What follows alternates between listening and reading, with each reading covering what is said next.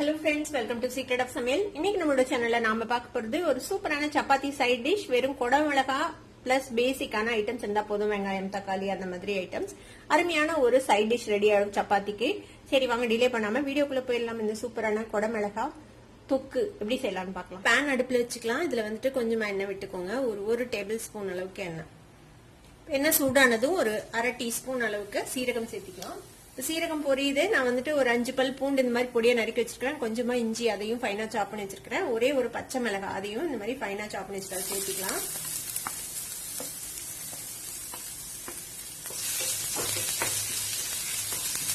இந்த பூண்டு, இஞ்சி, பச்சை மிளகாய் எல்லாம் ஒரு நிமிஷம் வதக்கி விடுங்க. இந்த மாதிரி நல்லா வதங்கிடுச்சு. இப்ப நான் ஒரு பெரிய வெங்காயத்தை இந்த மாதிரி ஃபைனா சாப் பண்ணி வச்சிருக்கேன். அதையும் சேர்த்துக்கலாம். வெங்காயத்தையும் வதக்கி விட்டுலாம். ஒரு லைட் கோல்டன் கலர் வரணும், அது வரைக்கும் வதக்கிக்கோங்க. இப்ப பாத்தீங்கன்னா தெரியும் நல்லா செவந்து வதங்கிடுச்சு இந்த வெங்காயம், இஞ்சி, பூண்டு, பச்சை மிளகாய் எல்லாமே. இப்போ இந்த பச்சை மிளகாய் வந்துட்டு காரமே இருக்காது, நல்லா எண்ணெயில வதங்கிடுச்சு. இப்போ ஒரு மீடியம் சைஸ் தக்காளி 2 தக்காளிய மிக்சியில அரைச்சு வச்சிருக்கிறேன். பச்சையாவே போட்டு அரைச்சுக்கோங்க. இந்த தக்காளி விழுது இதுல போட்டுரும். இந்த தக்காளி கூடவே நம்ம மசாலா பொடிகளும் சேர்த்துக்கலாம். பேசிக்கான மசாலாஸ் தான். மஞ்சள் பொடி ஒரு 1/4 டீஸ்பூன், 1 டீஸ்பூன் வந்துட்டு மிளகாய் பொடி, 1 டீஸ்பூன் மல்லித்தூள், 1/4 டீஸ்பூன் வந்துட்டு கரம் மசாலா பொடி. இதை வந்துட்டு இதுல சேர்த்திடலாம். இது எல்லாமே நல்லா பச்சை வாசனை போக சுருண்டு வதங்கணும். அது வரைக்கும் இது நல்லா வதக்கிக்கலாம். தக்காளி வந்துட்டு பச்சை வாசனை அடிச்சதுன்னா நல்லா இருக்காது. இது நல்லா வெந்து வரணும், வதங்கி அது வரைக்கும் நல்லா வதக்கி விட்டுக்கோங்க. இப்ப பாத்தீங்கன்னா ஒரு 2-3 நிமிஷம் நல்லா வதக்கி விட்டுருக்கோம். இந்த தக்காளி போட்ட மசாலா பொடி எல்லாம் பச்சை வாசனை போயிடுச்சு. இந்த அளவுக்கு நல்லா சுருண்டு வதங்கிடணும் எண்ணெய் பிரிஞ்சு. இப்ப இதுல நம்ம வந்துட்டு 1 ஸ்பூன் அளவுக்கு டொமேட்டோ சாஸ் சேர்த்திக்கலாம். இது வந்துட்டு இந்த டேஸ்ட்டை வந்து பேலன்ஸ் பண்றதுக்கு ஹெல்ப் பண்ணும். இதையும் நல்லா கலந்து விட்டாச்சு.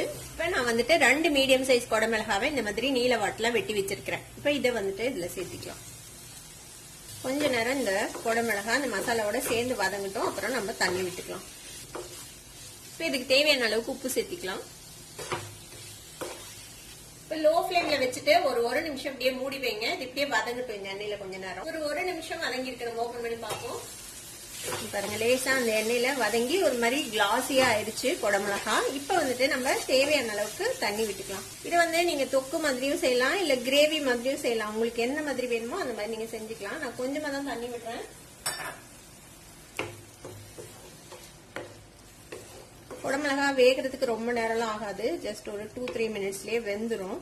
நீங்க உங்களுக்கு எந்த மாதிரி கன்சிஸ்டன்சில இது வேணுமோ அதுக்கு தகுந்த அளவுக்கு நீங்க வந்துட்டு தண்ணி விட்டுக்கலாம். இப்ப செக் பண்ணிக்கோங்க உப்பு காரம் எல்லாம் சரியா இருக்குதான்ட்டு. தேவைப்பட்டா இந்த ஸ்டேஜ்ல நீங்க போட்டுக்கலாம். கொஞ்சம் தண்ணி விடலாம். கொடமிளகா வந்து ரொம்ப கசகசன்னு வேகக்கூடாது. ரொம்ப குழஞ்சு போச்சுன்னா இது அவ்வளவு நல்லா இருக்காது. கொஞ்சம் லேசா அந்த கிரன்ச்சியா இருக்கணும், அப்பதான் நல்லா இருக்கும். பாருங்க நான் இந்த அளவுக்கு பெரட்டின அளவுக்கு தான் தண்ணி விட்டுருக்கேன். இது இப்படியே நம்ம லோ ஃபிளேம்ல வச்சுட்டு மூடி வச்சு வேக வைக்க போறோம் ஒரு 2-3 நிமிஷத்துக்கு. மூடி போட்டுலாம். இது இப்படியே லோ ஃபிளேம்ல ஒரு 3 நிமிஷம் வேகட்டும். இப்போ ஒரு 3 நிமிஷம் வெந்திருக்கு. நம்ம கொடமிளகா போட்டதுக்கு அப்புறம் ஓபன் பண்ணி பார்ப்போம். பாருங்க நல்லா எண்ணெய் பிரிஞ்சிருச்சு. கொடமிளகா வந்துட்டு கரெக்டான அளவுக்கு வெந்துருச்சு. இந்த கொடமிளகா வந்து நீங்க டேஸ்ட் பண்ணி பாத்துக்கோங்க. ஒரு சிலருக்கு கிரன்ச்சியா இருந்தா பிடிக்கும், ஒரு சிலருக்கு சாஃப்டா இருந்தா பிடிக்கும். உங்களுக்கு எந்த மாதிரி வேணுமோ அந்த மாதிரி நீங்க வந்துட்டு இதை வேகிற அளவுக்கு வச்சு எடுத்துக்கலாம். நான் வந்து இந்த அளவுக்கு கன்சிஸ்டன்சில எடுத்திருக்கிறேன். கொஞ்சம் தொக்கு மாதிரி. நீங்க வந்து கிரேவி மாதிரி வேணும்னாலும் கொஞ்சம் தண்ணி அதிகமா விட்டீங்கன்னா இது மாதிரி கிரேவி மாதிரி ஒரு கன்சிஸ்டன்சில கிடைக்கும். இப்போ நம்மளோட கொடமிளகா தொக்கு சப்பாத்திக்கு சூப்பரா ஒரு சைட் டிஷ் ரெடி ஆயிடுச்சு. அடுப்பு ஆஃப் பண்ணிடலாம். எல்லாமே ஈஸியான ஒரு 10 நிமிஷத்துல செய்யக்கூடிய ஒரு சைட் டிஷ் இந்த கொடமிளகா தொக்கு. கண்டிப்பா ட்ரை பண்ணி பாருங்க. சப்பாத்திக்கு செம்ம காம்போவா இருக்கும். ட்ரை பண்ணி பார்த்துட்டு எப்படி இருந்தது அப்படின்னு எனக்கு கமெண்ட்ஸ்ல ஃபீட்பேக் கொடுங்க. இந்த வீடியோ உங்களுக்கு பிடிச்சிருந்ததுன்னா சப்ஸ்கிரைப் பண்ணுங்க. பக்கத்துல இருக்கிற பெல் ஐகானை கிளிக் பண்ணுங்க. அப்பதான் ஃபியூச்சர் நோட்டிபிகேஷன்ஸ் உங்களுக்கு உடனே வந்து சேரும். லைக் பண்ணுங்க, ஷேர் பண்ணுங்க. தேங்க்யூ ஃபார் வாட்சிங் வீடியோ. Bye bye.